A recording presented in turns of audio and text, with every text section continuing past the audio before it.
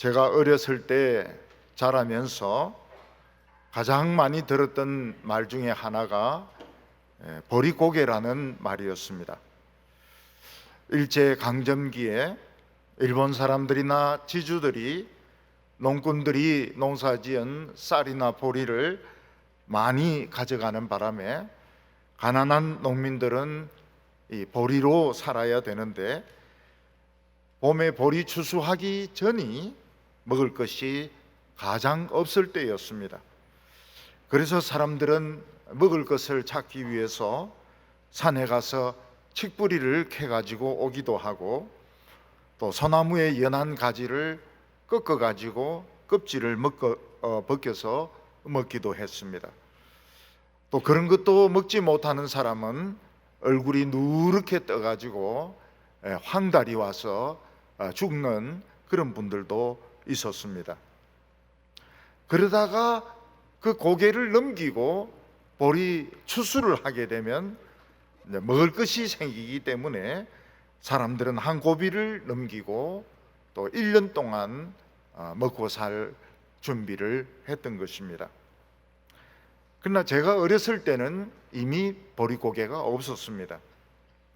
왜냐하면 6.25 전쟁이 끝난 후기 때문에 외국에서 밀이나 옥수수 같은 원조 물자들이 많이 들어왔고 또 사람들은 농촌을 떠나서 대도시로 가면은 노동을 하든지 뭘 하든지 간에 장사를 하든지 먹을 것이 생겼기 때문에 사람들은 농촌에 있기보다는 대도시로 빠져나갔습니다. 그래서 우리나라는 이 보리 농사를, 밀 농사를 굉장히 적게 짓게 되었습니다. 그래도 우리는 어렸을 때에 겨울에 보리 싹을 밟아주어야 얼어 죽지 않는다 이렇게 해서 밭에 가가지고 보리를 막 밟아주고 이랬던 기억이 납니다. 저는 상당히 클 때까지 그 줄기만 보면 이게 보리인지 이게 밀인지 구별을 잘 못했습니다. 나중에 보니까 새파랗고 멋있게 위로 쭉쭉 자라는 것이 보리고 좀 색깔도 좀 누르팅팅하고 옆으로 좀 퍼지고 키도 크지 않는 것이 밀이라는 것을 알게 되었습니다. 어렸을 때 이 꽁보리밥을 얼마나 많이 먹었는지 정말 꽁보리밥을 싫어했습니다. 또 꽁보리밥을 먹으면 전부 전 식구들이 가스를 발사하기 때문에 아주 막 그냥 이불이 들썩들썩 할 정도로 그렇게 그 가스가 충만했습니다. 그래서 저는 어렸을 때부터 이 보리밥 먹는 것을 굉장히 싫어했습니다.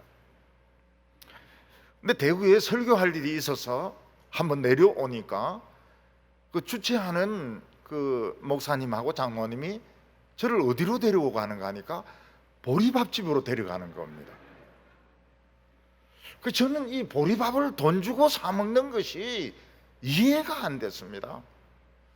그래서 물어봤습니다. 왜 나를 하필이면 보리밥집으로 데려오냐 이러니까 목사님의 건강도 생각하고 막 여러 가지를 많이 생각하다 보니까 보리밥집이 제일 낫다. 이래서 모시고 오셨으니까 잘 드시기 바란다고. 그래서 내색 안 하고 억지로 그 보리밥을 먹었습니다. 그리고 대구 동부교회에 제가 담임으로 부임하게 되니까 교회 바로 옆에 보리밥집이 있는 겁니다. 그 보리밥집 그 주인이 또 교회 와요. 한번 가서 먹기는 해야 되겠는데 죽어도 가기는 싫고 그래서 한 십몇 년 버티다 보니까 보리밥집은 없어지고 그 보리밥집 자리는 우리 교회 주차장이 되었습니다. 그래도 저는 주차장만 보면 보리밥집이 생각나요. 얼마나 숭악했든지 그 보리밥집이 기억이 나는 겁니다. 여기에 보리밥집이 있었지. 요즘 러시아와 우크라이나가 전쟁을 하고 있는데 우크라이나는 유명한 밀 생산국이고 러시아도 아주 많은 밀을 생산하는 곳이었습니다. 저희 교회에 우크라이나에서 외교관으로 지내셨던 부부가 있습니다. 그분이 3년 동안 우크라이나에서 경험한 것이 뭔가 하면 우크라이나는 끝없는 밀밭이 계속된다는 것입니다. 거기에 고려인들이 한 3만 5천 명 정도 거기서 농사를 짓고 있는데 굉장히 비참하게 고생하면서 농사를 짓는다고 말씀을 했습니다. 세계적으로 밀을 생산하는 가장 많이 생산하는 러시아와 우크라이나가 전쟁을 하니까 벌써부터 밀값이 오르고 빵값이 오르고 국수값이 오르고, 그래서 밀가루 음식은 아마 값이 많이 오를 것으로 지금 전망이 되고 있습니다. 또 이런 밀이 전혀 공급되지 않는 아프리카나 뭐 이런 데서는 굶어 죽는 사람들도 많이 생길 것 같습니다. 러시아는 우크라이나를 침략하면서 밀을 많이 뺏어가고 농기구를 많이 뺏어갔습니다. 얼마 전에 러시아가 국제시장에 밀을 많이 팔려고 내놨는데 우크라이나에서는 저거 우리나라에서 도둑질 한 거다, 저 작물이다, 저 세계에서는 저 밀을 사면 안 된다, 이렇게 주장을 하기도 했습니다. 하나님께서는 이스라엘 백성들이 출애굽한 후에 맥추절을 지키라고 말씀하셨습니다. 우리는 지금 보리 농사 짓는 사람도 없고 밀 농사 짓는 사람도 없고 가끔 우리 밀이라 해가지고 뭐 빵을 만드는 분이 있기는 합니다. 그렇지만 우리로 치면은 1년에 딱 반이 지나간 시점입니다. 그리고 이 맥추절에는 많은 비밀이 숨어 있는 절기입니다. 그래서 우리는 지난 6개월 동안 우리나라 망하지 않고 우리 참 전쟁 터지지 않고 건강을 지켜주시고 우리 생명 지켜주신 하나님께 감사할 뿐만 아니라 이 맥추절에 감추어져 있는 그 비밀, 축복의 비밀을 우리가 찾아낼 때 남은 6개월에 하나님 우리가 그동안 힘들었던 거, 고생하셨던 거, 고생했던 거 다 갚아주시고 더 넘치는 축복을 내려주실 줄로 믿습니다. 오늘 첫 번째는 맥추절에 감추인 비밀이 뭐냐 하는 것입니다. 이스라엘 백성들은 430년 동안 애굽에서 노예 생활을 했습니다. 어느 날 하나님께서는 모세에게 1년 된 어린 양을 잡아서 그 피를 문 기둥과 설주에 발라라고 말씀하셨습니다. 이스라엘 백성들이 어린 양의 피를 문에 바른 날 하늘에서 죽음의 천사가 내려왔습니다. 죽음의 천사가 내려와서 애굽의 모든 장자들, 그리고 소, 돼지 할 것 없이, 말 할 것 없이 모든 저 새끼를 다 죽이는데 피가 발려져 있는 집은 들어가지 않고 넘어갔습니다. 그래서 죽음의 천사가 넘어갔다, 패스 오버, 이렇게 해서 이스라엘 백성들은 유월절이라고 불렀습니다. 이 유월절은 이스라엘 백성들이 노예에서 해방된 날이고 이제 이스라엘이라는 한 나라가 생기기 시작한 날이었습니다. 근데 유월절이 지난 후 50일이 되었을 때 하나님께서는 이스라엘 백성들에게 맥추절을 지키라고 말씀하셨습니다.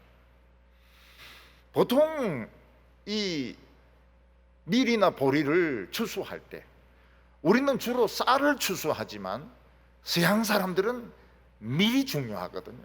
밀과 보리를 추수할 때 그들은 먹고 마시고 춤추고 막 흥청망청 지냈습니다. 하나님은 이스라엘 백성들에게 엄숙하게 진지하게 정성을 다해서 맥주절을 지키라고 하셨습니다. 왜냐하면 이 맥주절에는 숨은 축복의 비밀이 있기 때문입니다.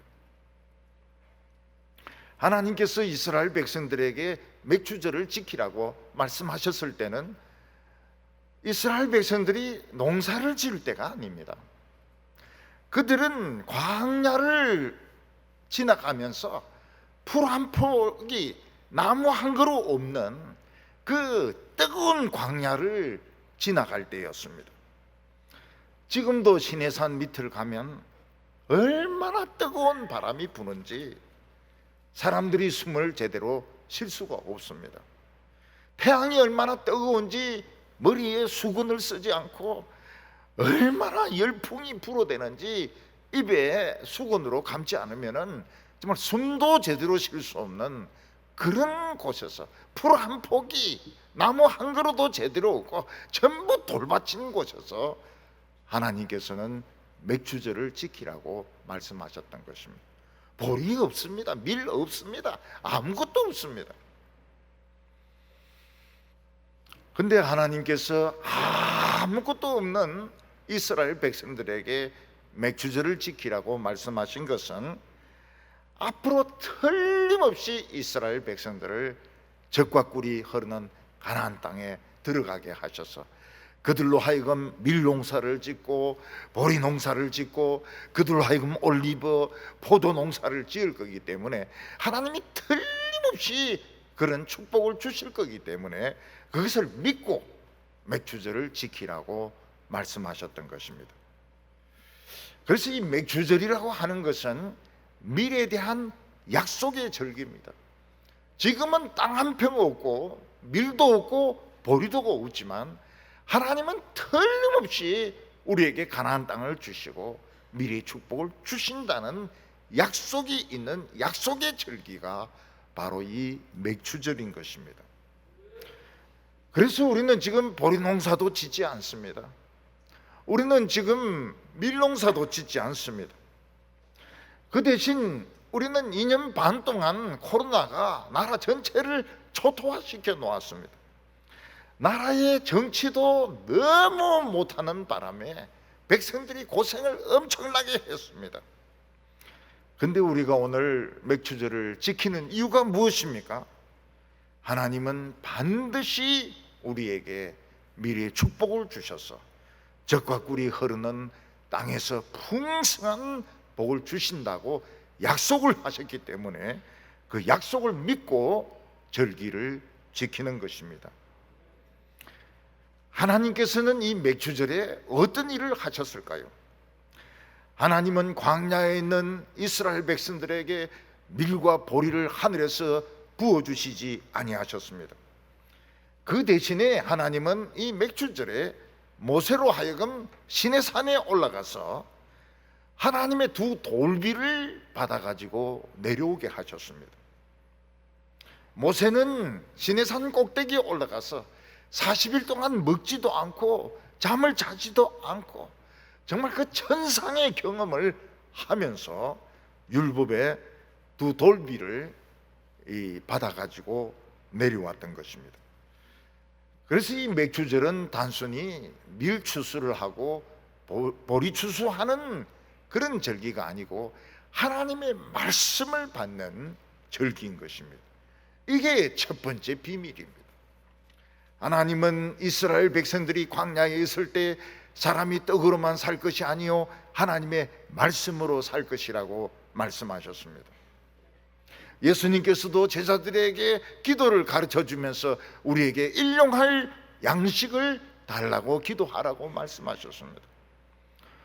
오늘 우리들에게 어떻게 하루 양식만 가지고 살 수가 있습니까? 그리고 우리가 떡이 없이 어떻게 말씀만 가지고 살 수 있습니까? 일정한 수입, 직장, 재산, 돈 없이 어떻게 이 성경 한 권만 가지고 우리가 세상을 살 수 있습니까? 이 광야 같은 세상을 살아갈 수 있습니까? 아마 이 세상에서 제일 고통스러운 것이 굶어 죽는 것일 겁니다. 또 이 세상에서 제일 비참한 것이야말로 정말 돈이 없어서 사람들에게 손가락질 당하는 것일 겁니다. 근데 이스라엘 백성들이 정말 곡식도 없는, 풀 한 폭이 없는 광야에서 맥주절을 지키라 하시고, 사람이 떡으로만 살 것이 아니요 하나님 입에서 나오는 말씀으로 살 것이라 한 것은 하나님의 숨어있는 비밀이 있기 때문입니다.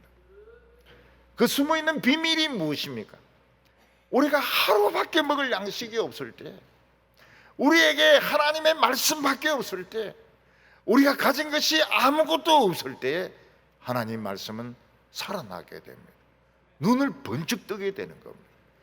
지금 하나님의 말씀은 지금 책 안에서 지금 주무시고 있습니다. 사람들은 성경을 고전으로 생각합니다. 정신적으로 도움이 되는 그런 교훈으로 생각합니다. 그런데 광야에서 먹을 것이 없을 때, 일용할 양식밖에 없을 때, 고정된 수입이 없을 때 성경 말씀을 대하면 성경 말씀이 살아나게 됩니다. 모세는 살아있는 하나님의 말씀을 듣기 위해서 40년을 광야를 돌아다닙니다. 재산은 없습니다. 그가 돌보았던 양들은 다 장인의 양들이었습니다. 모세는 나이가 이제 80이 되니까 이제 하나님 말씀 찾는 건 이제 포기해야 되겠다.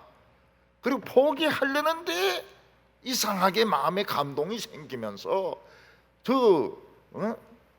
광야 서쪽을 가고 싶은 것입니다.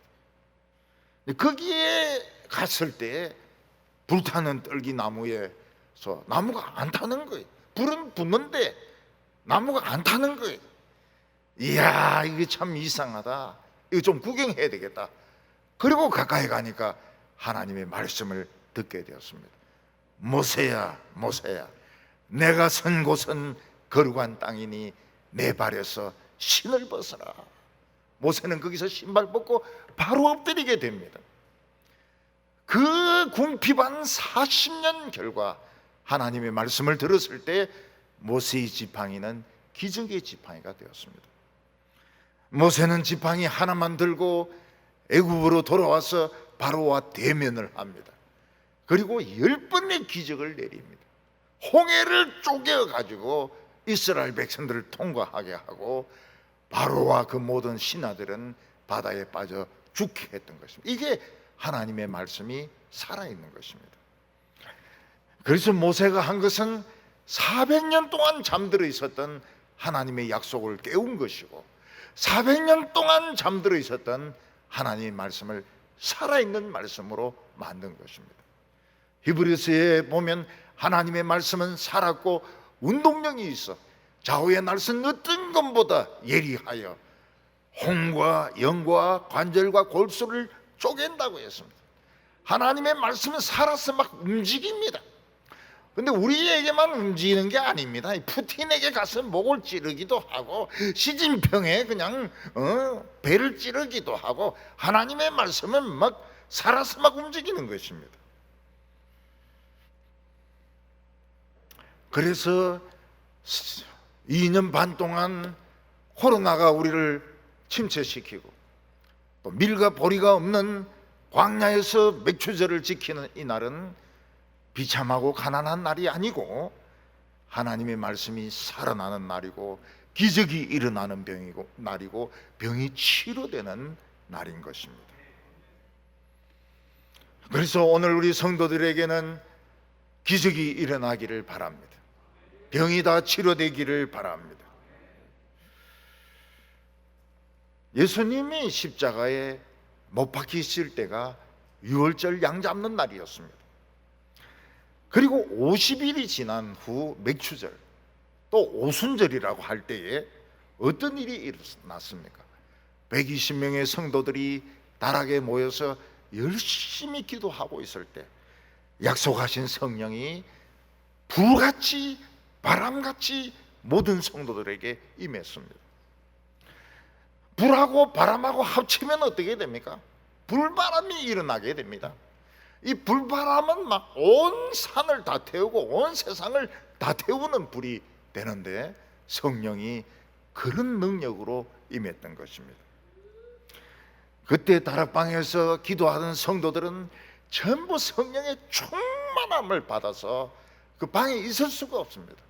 전부 밖으로 뛰어나가가지고 막 하나님의 말씀을 외치기 시작하는데, 예수는 하나님의 아들이고 십자가에 못 박혔다가 부활하셨다고, 막 오늘 우리에게 성령이 오셨다고 막 소리를 질렀습니다. 그때 전 세계에서 오순절을 지키기 위해서 모였던 그 유대인 후손들은 그 갈릴리 사람들이 외치는 말이 자기들에게 알아듣는 모국어로 들렸던 것입니다. 이들의 말이 자동적으로 동시통역이 되면서 전부 다 알아듣게 되었습니다. 그 중에서 예수를 믿지 않는 사람들은 저 갈릴리 사람들이 저 술을 마시고 취해가지고 지금 난동을 부리고 있다고 이럴 때 그들이 뭐라고 말했습니까? 우리는 지금 술 취한 것이 아니요, 우리는 지금 성령에 취한 것이요. 요엘서에서 말했던 그 성령이 우리에게 임해서 지금 우리가 이렇게 기뻐하고 좋아한다고 말을 했습니다. 2년 반 동안 코로나가 우리나라와 전 세계를 휩쓸고, 또 나라의 정치가 너무너무 혼란스러워서 국민들이 고생을 굉장히 많이 했습니다. 코로나에 걸렸던 사람들이 아마 4분의 3 정도는 될 겁니다. 또 격리가 되어서 밖으로 출입도 하지 못했습니다. 또 직장도 잃어버린 사람들이 많습니다. 자영업 하는 사람들 중에서는 그냥 너무 장사가 안 되니까 문을 닫은 사람도 많습니다. 정부가 4단계 방역을 한다고 해가지고 뭐 아무리 큰 교회 수만 명이 모이는 교회도 10명이나 20명 밖에는 예배 못 드리게 하고, 나머지는 전부 비대면이라 해가지고 스마트폰이나 텔레비전으로 예배를 드리도록 강요를 했습니다. 그때 저는 무슨 생각을 했는가 하면, 우리가 일제로 돌아갔구나, 이런 생각을 들었습니다. 지금 일본 사람들이 우리를 지금 지배하고 있는가, 이런 생각을 했습니다. 교회도 전국에 있는 교회가 교인 수가 반으로 줄어들었습니다. 그리고 작은 교회들은 한 7,000개에서 10,000개 정도가 없어지게 되었습니다. 제가 서울에 올라가서 사람들 만나보니까 예수는 믿는데 교회는 안 나간다 그래요. 왜 그러냐 이러니까 코로나 이후로 교회 나가기가 싫어졌다는 겁니다. 목회자나 교인들은 자신들은 모르지만 우리에게 깊은 침체가 들어왔습니다. 전부 침체대가 있어요. 기쁨이 없습니다. 기쁨도 없고 감정도 없고 희망이 없는 지금 이런 상태에 우리가 지금 예배를 드리고 있는 것입니다. 근데 오늘 맥주절에는 비밀이 숨어 있습니다. 이 맥주절에 하나님께서는 어떻게 하십니까? 오늘 우리들에게 하나님의 불같은 말씀을 주십니다. 맥주절에 우리의 잃어버렸던 모든 손해들을 갚아주십니다. 이 맥주절에 성령을 부어주셔서 우리로 하여금 기뻐하게 하는 겁니다. 기쁨을 되찾으시기를 바랍니다. 막 화가 나서 매일매일 살아가는 우리 성도 여러분, 오늘 기쁨을 찾으시기 바랍니다. 행복을 찾으시기 바랍니다. 오늘 여기 보면 예수님에게는 맥주절이 어떠했느냐 하는 것입니다. 세례 요한이 잡혀서 감옥에 갇힌 후에 예수님은 갈릴리 지방으로 물러나셨습니다. 그러면서 사마리아를 통과하면서 수가라는 동네를 지나가는데 예수님이 굉장히 피곤하고 목이 말랐습니다. 날씨는 더운데 목이 마르니까 예수님은 우물가를 갔습니다.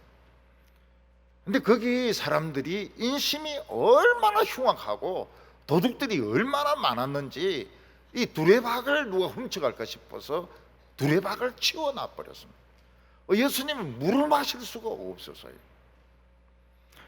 그때 한 여자가 물을 길러 이래 왔는데 예수님이 물 좀 달라 이러니까 막 신경질을 팍 내면서 당신은 유대인인데 어떻게 지금 사마리아 사람 나에게 물을 달라고 하느냐 이러면서 막 짜증을 부리고 막 신경질을 부렸습니다. 그때 예수님께서는 이 여인에게 이 우물을 먹는 사람은 다시 목마르겠지만은 내가 주는 물은 뱃속에서부터 생수가 솟아나기 때문에 영원히 목마르지 아니할 것이다. 내가 그걸 너에게 선물로 주겠다고 말씀하셨습니다. 그 여자는 너무 놀라운 거예요. 뱃속에서부터 막 생수가 막 솟아나오는데 미네랄 워터가 막 솟아나오면서 수도꼭지만 털면은 파는 생수가 막 나오면 얼마나 좋겠습니까? 그래서 그 여인은 예수님에게 생수를 달라고 하면서 혹시 당신이 메시아냐고 물어봤습니다. 예수님은 자신이 메시아라고 대답하셨습니다. 그랬더니 이 여자는 물동이를 두고 그대로 동네로 뛰어가서 동네 사람들아 내가 메시아를 만났다. 메시아가 우리에게 생수를 주신다고 하셨다. 나에게 생수를 주셨다고. 그러니까 동네 사람들이 메시아라고 그러면서 사람들이 막 몰려들기 시작했습니다. 예수님이 있는 곳으로 막 집단적으로 막 찾아갔습니다. 그때 예수님의 제자들이 떡을 구해와 가지고 예수님에게 좀 자수십시오 이러니까 예수님이 나는 양식이 따로 있다. 나는 먹을 양식이 따로 있다고 말씀하셨습니다. 그러면서 들판을 보면서 봐라. 지금 추수를 하려면 맥주제를 지키려면 넉 달이 있어야 된다고 말하지 않느냐. 그러나 자세히 봐라. 밭이 휘어져 추수하게 되었다고. 그때 사마리아 사람들이 예수님 말씀을 들으러 막 몰려오고 있었던 것입니다. 예수님에게 맥주절은 무엇입니까? 보리, 밀하고 아무 상관이 없었습니다. 그냥 사람들이 주님의 말씀을 듣기 위해서 막 몰려오는 이게 맥주절이었던 것입니다. 그래서 예수님께서는 99마리의 양보다 길을 잃고 헤매는 양 한 마리가 돌아오는 것이 하나님에겐 더 기쁨이 된다고 말씀하셨고, 아버지를 지키면서 막 농사를 짓는 짜증을 막 부리는 이 큰아들보다는 재산 다 탕진하고 그리고 막 거지가 되어서 돌아오는 이 아들이 아버지에겐 더 소중했다고 말씀하셨습니다. 지금 우리나라에는 전국적으로 한 250만의 가나안족이 있다고 말하고 있습니다. 이거는 과소평가된 것입니다. 실제로는 한 배 정도 더 많습니다. 이번에만 교회 안 나가는 사람들이 한 250만 정도 된다는 것이 실제로는 훨씬 더 많은 교회 안 나가는 사람들이 있습니다. 이들을 교회로 오게 한다면 바로 그것이 맥주절인 것입니다. 그게 예수님의 양식인 것입니다. 오늘 지금 버글버글합니다. 예수는 믿지만 교회 안 나가는 사람들이 너무너무 많습니다. 이 사람들이 교회 나오는 것이 이게 오늘 우리들의 맥주절인 것입니다. 오늘 마지막으로 요엘은 맥주절을 어떻게 설명했느냐 하는 것입니다. 옛날 요엘 선지 시대에 수억만 마리의 메뚜기가 유다를 공격을 해서 그들이 자랑하는 밀, 올리브, 그들이 참 자랑하는 포도 그리고 풀까지 다 깔아먹었습니다. 근데 이 메뚜기들은 한 번만 쳐들어오는 것이 아니라 새끼들이 처음에는 옵니다. 늦시 먹고 남은 것을 팥종이가 먹고, 팥종이가 먹고 남은 것을 메뚜기가 먹고, 메뚜기가 먹고 남은 것을 큰 황충이 다 먹는다고 여러 차례 메뚜기들이 공격해서 유다를 초토화시킬 것이라고 예언을 했습니다. 요즘 저희들은 어떻게 이 메뚜기가 많이 생기는지 알게 되었습니다. 지구의 온도가 올라가니까 사하라 사막이 엄청 덥지 않습니까? 굉장히 더운데 좀 지나다가 막 비가 엄청나게 쏟아집니다. 더운데 비가 오면 메뚜기가 생겨요. 근데 이 메뚜기가 많아가지고 이 거리가 가까워지면 세라토닌이라는 호르몬이 생기게 됩니다. 그러면 푸른색의 메뚜기가 검은색으로 변하게 되고 작은 메뚜기가 참새처럼 커지게 됩니다. 그리고 공격적이 되고 알을 무지무지하게 많이 까게 됩니다. 그래서 작년, 재작년에 생긴 이 메뚜기들이 한 3조 억 마리 정도가 되었습니다. 얼마나 많은 메뚜기가 생긴지 몰라요. 그래서 아프리카를 쓸고 아라비아를 쓸고 중국 경계선까지 이 메뚜기들이 쳐들어왔습니다. 요엘 때는 이런 메뚜기 떼들이 수억 마리의 메뚜기 떼들이 여러 차례 공격을 했다고 말씀하고 앞으로도 또 올 것이라고 말했습니다. 그때 유다 백성들은 포도주가 없습니다. 올리브 기름이 없습니다. 하나님께 제사 드릴 그런 재물조차가 없었습니다. 그리고 풀들이 하나도 없으니까 양들이 굶어 죽고 소들이 굶어 죽는 일들이 비일비재하게 생기게 되었습니다. 요엘 선지는 유다 백성들에게 뭐라고 말합니까? 이 메뚜기가 이렇게 쳐들어온 것은 그냥 쳐들어온 것이 아니고 너희들이 하나님의 말씀대로 안 믿고 하나님과 세상 사이에 양다리를 걸치고 살아왔기 때문에 이 메뚜기가 오게 되었다고 말씀했습니다. 그래서 이제는 어린이, 청년, 어른들, 노인들, 제사장 할 것 없이 전부 다 성전에 모여가지고 옷을 찢지 말고 가슴을 찢고 회개하라. 회개하라. 형식적으로 예배드리고 형식적으로 회개하지 말고 진심으로 가슴을 칼로 찢으면서 회개하라. 다윗은 뭐라고 말했습니까? 하나님이 기뻐하시는 제사는 상한 심령이라고 말했습니다. 상한 심령이 뭡니까? 이 심장에 암이 있습니다. 심장염이 있습니다. 심장에 관이 막혔습니다. 심장에서 썩은 냄새가 납니다. 화병이 생기고 우울증이 생기고 뭐 온갖 병이 다 생겼습니다. 그런 상태에서 예배드리는 것을 하나님은 제일 좋아하신다고 말씀하셨습니다.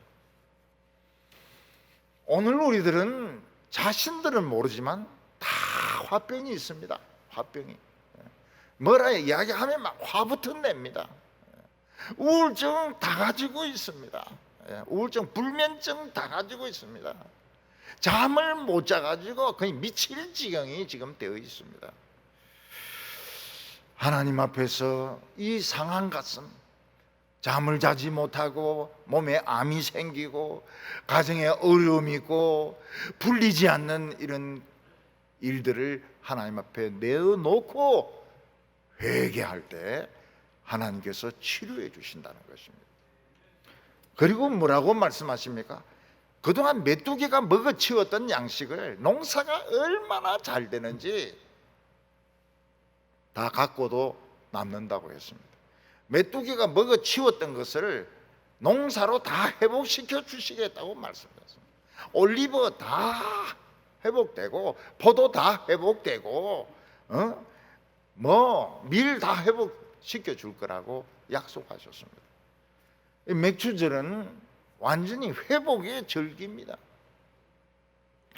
그리고 뭐라고 말씀하셨습니까? 남종과 여종에게 내 신을 부어주리니 어린이들은 예언을 할 것이요 청년들은 환상을 보고, 그리고 노인들은 꿈을 꿀 것이라고 말했습니다. 오늘 우리들에게 최고로 위대한 것이 무엇입니까? 하나님의 일을 이야기하는 것입니다. 예수는 하나님의 아들이다. 예수는 십자가의 죽음으로 우리 죄를 다 씻어주셨다. 우리는 영원히 산다. 이 다 하나님의 언어입니다. 이 세상의 언어가 아닙니다. 이게 놀라운 일인 겁니다. 만약 개들이 말한다면 얼마나 놀라겠습니까? 개들이 주인이 출근하는데 오늘 좀 빨리 오세요. 그리고 제 그 간식도 좀 사오세요. 주인이 깜짝 놀라죠. 개가 사람 말을 하니까요. 개가 주인에게 이야기합니다. 왜 나를 이렇게 혼자 집에 처박아 놓느냐고. 우울증이 생기겠다고. 개 우울증. 개 우울증 생기겠다고. 그리고 개가 주인에게 이야기하면 산책 나가자고. 여러분, 개가 제일 좋아하는 게 먹이가 아니래요. 산책 나가는 거라요. 산책 나가는 거. 개 산책. 우리 교인들 집에 있는 개들이, 나쁜 개들이 많아요. 텔레비 프로에 보면 세상에 나쁜 개는 없다 이러는데, 우리 교인들은 그 개들이 주인을 막 물어요. 그래서 내가 이야기합니다. 저는 개지옥 갈지 모르니까 복음을 전해라고. 나쁜 놈들이 이거 뭐 개지옥 가려고 말이죠. 주인을 물고 손님을 물고 신방을 못 받을 정도로 지저대 가지고.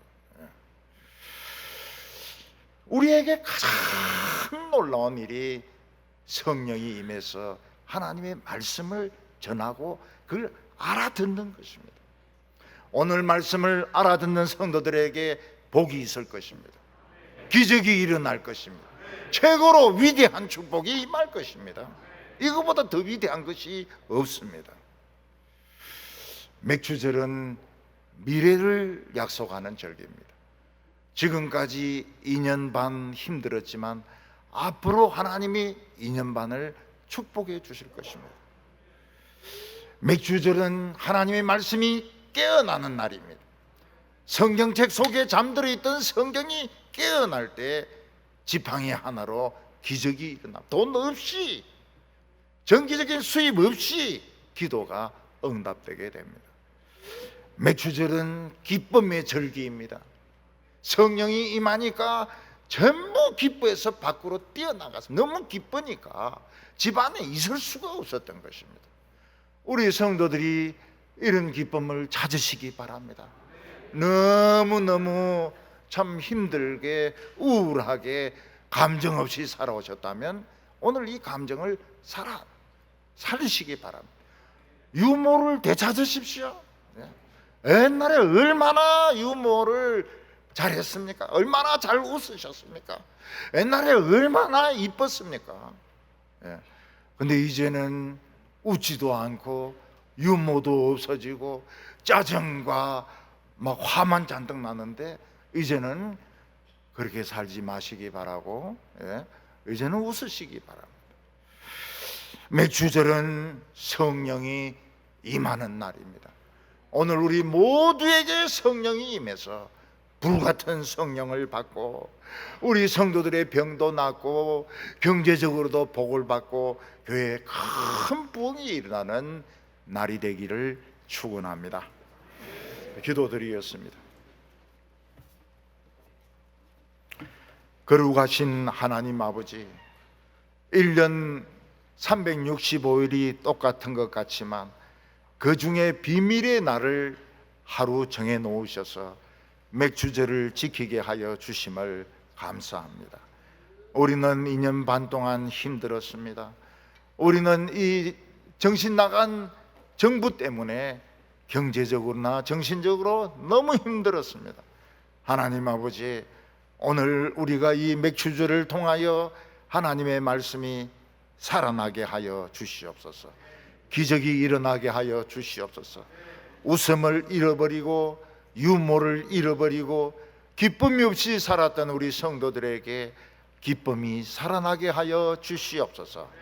예수님의 이름으로 기도하옵나이다.